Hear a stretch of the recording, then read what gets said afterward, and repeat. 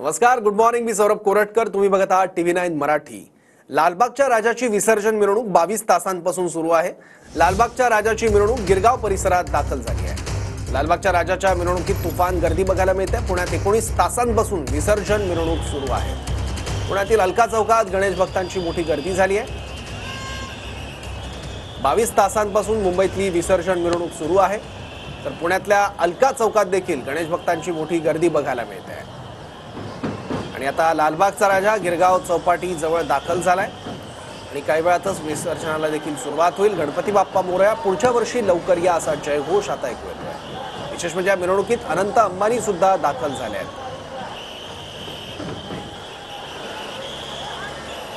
मुंबई पुण्यात विसर्जन मिरवणुकांचा उत्साह अजूनही बघायला मिळतोय. पुण्यात मानाच्या गणपतींचं काल विसर्जन करण्यात आलं, पण पुण्यातल्या विसर्जन मिरवणुका या अजूनही सुरू आहेत. गेल्या वर्षी 44 तास पुण्यातली विसर्जन मिरवणूक चालली होती. त्यामुळे यावेळेस किती तास चालते हे सुद्धा बघणं औत्सुक्याचं असेल. एकीकडे आपण लालबागच्या राजाच्या विसर्जन मिरवणुकीची दृश्य बघतोय.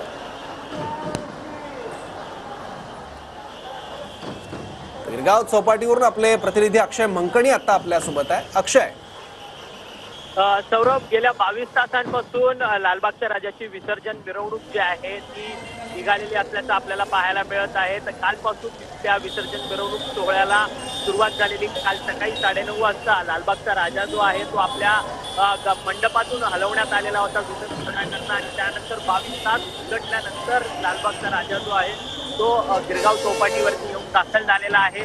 गिरगाव चौपाटीवरून येऊन दाखल झाला तरी सध्या भरतीची वेळ जी आहे ती भरती समुद्राला भरती येत आहे, आणि त्या भरतीच्या प्रमाणे संपूर्ण सार्वजनिक गणेशोत्सव मंडळाचे जे मोठे मोठे गणपती जे आहेत ते विसर्जनाला येतील आणि लालबागचा राजा जरी गिरगाव चौपाटीवरती दाखल झाला असला तरी विसर्जनाकरता अजून लालबागच्या राजाला जवळपास 2 ते 3 तास आहे.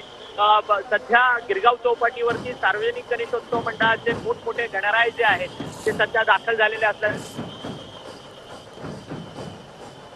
एका पाठोपाठ एक अनेक गणेश मंडळांचे गणपती दाखल होत आहेत आणि लालबागचा राजा आता गिरगाव चौपाटी भागात दाखल झालाय.